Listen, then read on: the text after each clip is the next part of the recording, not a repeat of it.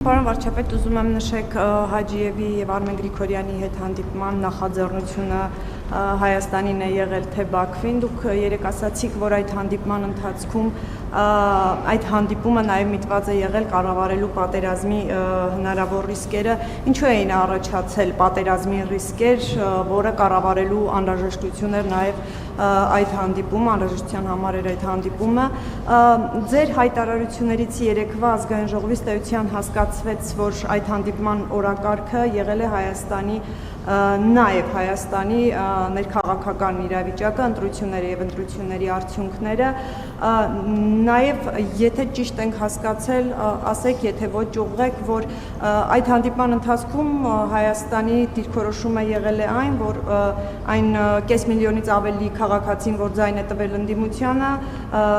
իր ընտրությունը կատարել է ընտրակաշառքով եւ դա ամենևին ձեր ասած այդ Ղարաբաղյան շարժումը շարունակելու շրջանակում չի եղել, արդյոք նման բացատրություն է ներկայացվել Բաքվի կողմին, եթե այո, դուք ինչպես եք վերաբերվում դրան, այսինքն նորմալ է, երբ Հայաստանը իր ներքաղաքական կյանքը քննարկում է Բաքվի հետ, սա արդյոք նվաստացուցիչ չեք համարում պետականության տեսանկյունից։ Նախ ես եմ Արմեն Գրիգորյանին հանձնարարել, որպեսզի Ադրբեջանի իր գործընկերոջ հետ քննարկի կա արդյոք հետաքրքրություն, այսինքն շոշափիդման հանդիպման անհրաժեշտություն կա, թե ոչ։ Երկրորդը մենք եւ Ադրբեջանի փորձագիտական եւ Հայաստանի փորձագիտական շրջանակներում մենք տեսնում էինք որոշակի միտումներ, որոնք կարող են սրել իրավիճակը եւ մենք ինչպես եւ պարտավոր ենք զբաղված ենք իրադրության կառավարման։ Մենք ոչ մեկին ոչ մի բացատրություն չենք տվել, մյուս կողմից դիվանագիտական հիմնական աշխատանքը աշխարհի բոլոր երկրների հետ հենց հիմնականում դրա մասին է, կողմերը իրենց դիրքորոշումները իրար համար պարզաբանում են եւ մտահոգությունները իրար համար պարզաբանում են։ Այսինքն որ ցանկացած X2 երկրի ներկայացուցիչ, որ հանդիպում են, ինչ են անում։ Իրար առաջ հարցեր են բարձրացնում, դիրքորոշումները պարզաբանում են, որպեսզի դիրքորոշումները երրորդ կողմերի կամ մամուլի կամ այլ միջոցների միջոցով չստացվեն։ Այսինքն դա այն ինչ որ դուք անվանում եք նվաստացուցիչ, ոչ մի բանի բացատրություն չի տալիս, բայց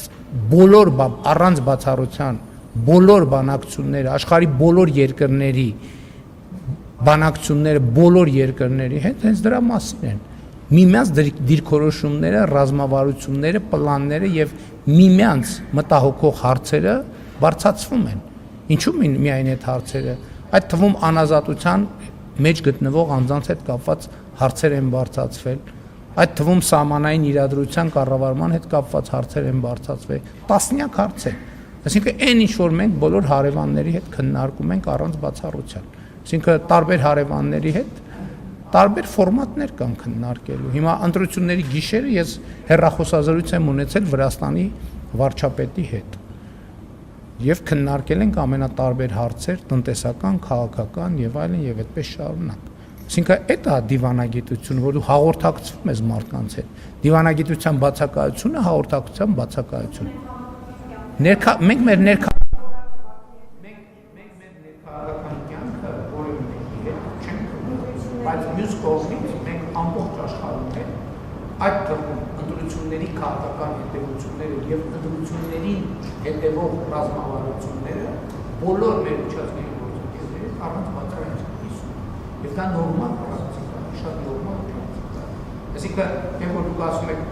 դա նվաստացուցիչ չի, դա ես հիմա որ թարգմանում եմ, կարող ինչի է այսպես, իսկ պետությունը նվաստացուցիչ է, թե չէ։ Որովհետեւ բոլոր պետությունները զբաղվում են առանց բացառության բոլոր պետությունները զբաղվում են հաղորդակցությամբ իրենց հարևանների եւ միջազգային գործընկերների հետ։ Այդ որ այդ թեմաները քննարկում են աշխարհի մյուս հատվածների հետ եւ միշտ քննարկում են, դա նվաստացուցիչ չի։ Երբ որ Ադրբեջանը մեզ հետ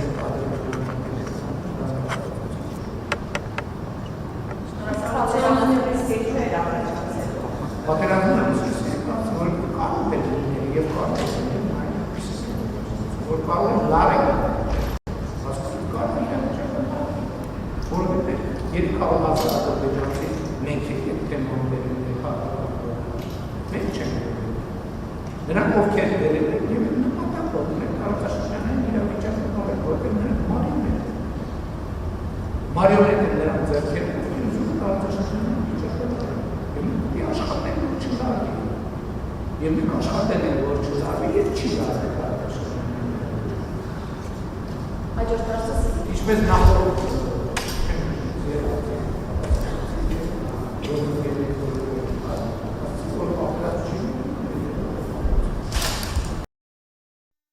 Հավանիչ տեսանյութը եւ բաժանորդագրվիչ նորությունները բաց չթողնելու համար